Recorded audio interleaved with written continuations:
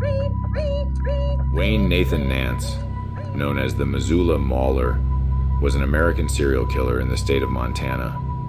Nance was shot and killed while committing a home invasion of a co-worker's residence. Thus, Nance was never formally charged, tried, or convicted of any murder. Authorities reported that physical evidence linked Nance to several unsolved murders and crimes. Law enforcement believe Nance committed at least 6 homicides, although it is strongly suspected that he may have had many more undiscovered victims. Hello and welcome to the Dark Travelers Podcast. This is a podcast about a map I put together with a whole bunch of true crime locations on it. Check that out at truecrimetravelmap.com. But this week, we are going to go to Missoula, Montana. And the location on the map is Doug and Chris Wells' house. That is the house where they survived the attack from Wayne Nance. Before Nance's death and the discovery of his crimes, some of the murders were tentatively ascribed to David Meyerhofer, a native Montanan and military veteran. Meyerhofer confessed to 4 murders and then killed himself in custody in 1974. Wayne Nance was born on October 18, 1955, in Clinton, Montana, to George Edwin Nance, a long-haul truck driver, and Charlene Mae Nance, a waitress. Nance lived in a motorhome outside of Milltown, Montana, which is east of Missoula, and was described by teachers and classmates as an academically gifted yet eccentric individual who was also a juvenile delinquent. Friends claim that during his adolescence, Nance frequently boasted of worshiping the devil and had even used a hot coat hanger to brand himself in satanic symbols. He also had bragged about wanting to commit a murder before he was 19 years old. Nance graduated from Sentinel High School in 1974. Nance is believed to have murdered a 39-year-old woman named Donna Pounds on April 11, 1974, in West Riverside, Montana. Pounds, who worked part-time at a Christian bookstore, had arrived home at 3:30 p.m. and is believed to have encountered Nance in the master bedroom. He was armed with her husband's .22 caliber Luger rifle, with which he fired a warning shot at the bedroom wall. Nance was wearing latex gloves, one of which was found at the scene, and carried with him a black gym bag from which he produced a white clothesline, which was used to tie Pounds to her bed. Nance then raped her before forcing her downstairs into the basement, where, at point-blank range, he shot her 5 times in the back of her head. He then inserted the barrel of the gun into her and left the property. Donna's husband, Harvey, arrived home at 6 p.m. and discovered that Pounds had been held captive in her basement, tied to a chair, and shot. 3 eyewitnesses claimed they saw Nance, an acquaintance of the victim's teenage son, in the area about the time of Pounds' death that afternoon. One witness claimed they saw him in the garden of the Pounds residence, and another said they saw him leaving the house with a black gym bag and heading in the direction of the Tamarack trailer park, where Nance lived with his parents. The Pounds son had also shown Nance where his father had kept his gun, and Nance was a regular at the house. When questioned by police, Nance admitted that he had not gone to school that day, but had stayed home in order to work on a school project. He had been out in the area, he said, foraging for the materials that he needed. Insufficient evidence prevented Nance from being charged with her murder. Years later, police searched Nance's home and discovered evidence linking him to the Pounds murder. Nance served in the United States Navy from 1974 to 1977, and investigators later suspected he might have committed more crimes while traveling for his military service. On November 29, 1977, Nance received a general military discharge on the grounds of misconduct after he was found with stolen items, LSD, marijuana, and illegal butterfly knives. After his discharge from military service, Nance visited Seattle, Washington in July 1978, where 15-year-old runaway Devonna Nelson went missing. On February 27, 1980, her badly decomposed body was discovered by the crew of a slow-moving freight train on a road bank close to the Interstate 90 in the city of Missoula, resting against a chain-link fence. Because of the condition of the body, her remains were not identified, until February 16, 1985. She had no shoes or underwear, and her dress was hitched up around her neck. Nelson had been stabbed in the chest.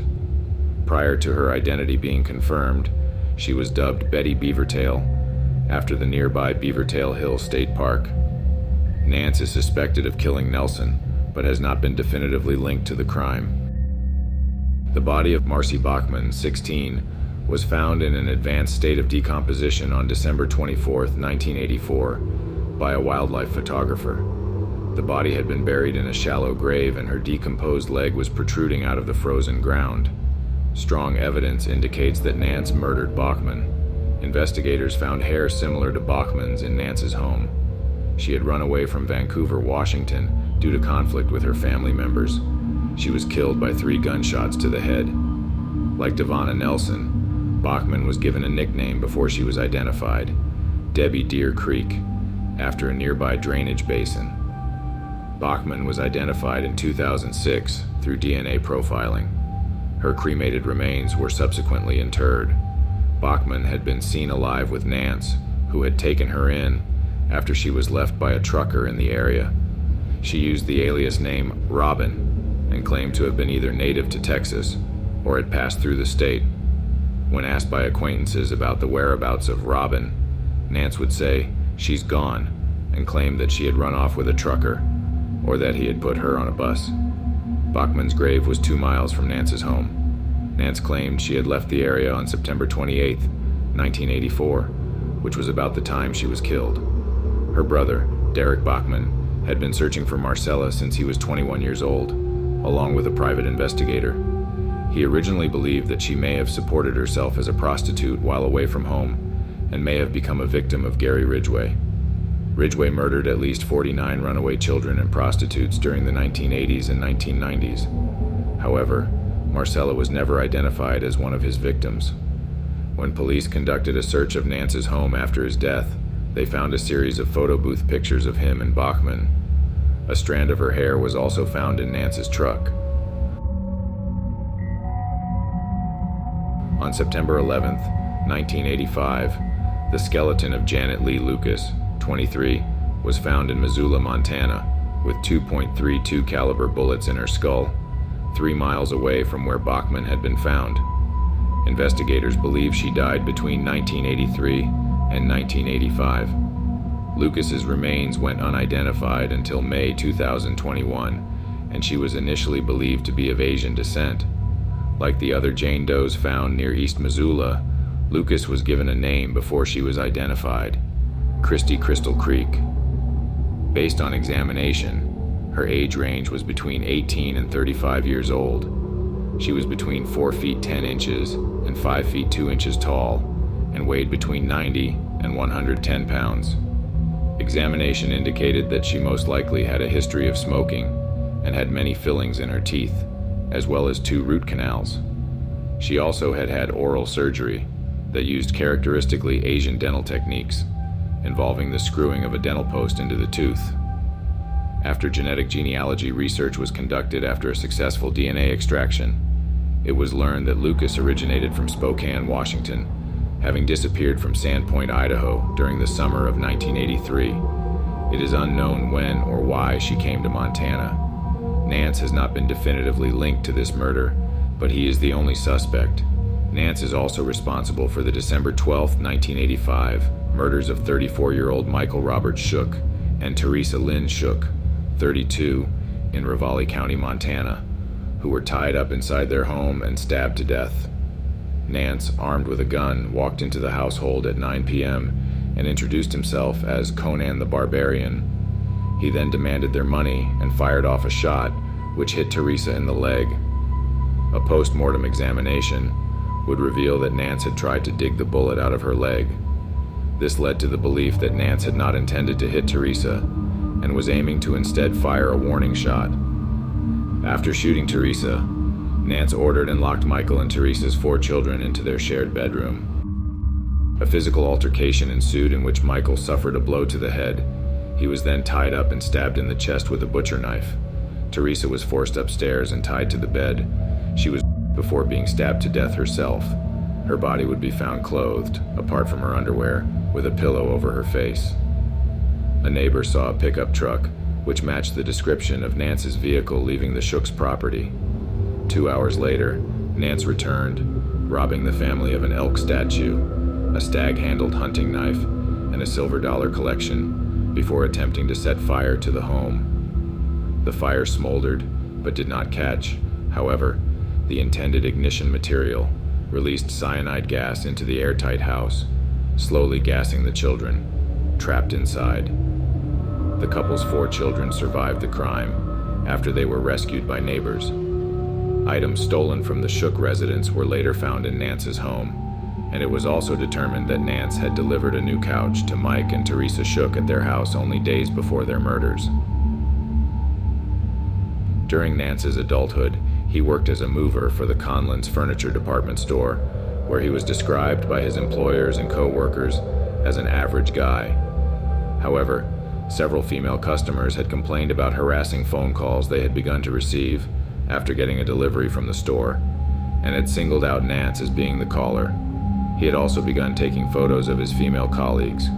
Wayne was also reported for using a peephole which he had found, and he blamed it on other members of staff. When questioned, these employees insisted it had been shown to them by Nance, not the other way around. On September 3, 1986, Nance attempted to murder husband and wife, Douglas Wells and Kristen Wells. Nance worked at the Wells Furniture Moving Company and engaged Doug in conversation while they were in the front yard of his home at midnight.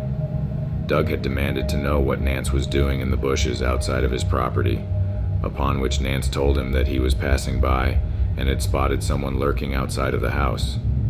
Nance asked if he could borrow a flashlight, and after Doug went with him inside, Nance struck Doug in the head before tying up both him and Chris.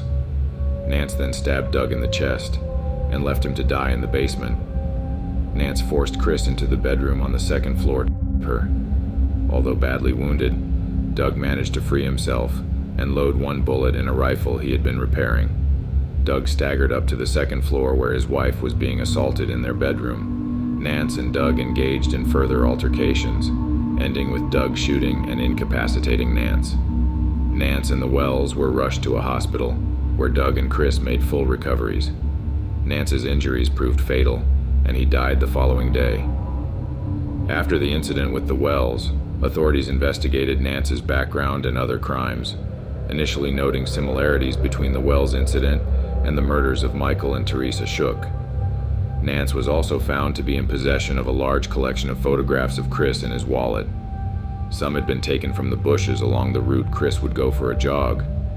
Others he had collated into a photo album, along with notes such as, "I love you," "I am crazy about you," and "I want you to live with me." Alright guys, that is this week's episode. Thank you guys so much for watching. I hope you guys dug it. If you want to follow me, my name is Mike Mazzalotti. I'm a stand-up comedian. You can see me do some shows all around the country. Go to MikeMazzalotti.com for that, or at Mike Mazzalotti on all social media platforms. And until next time, Godspeed, Dark Travelers.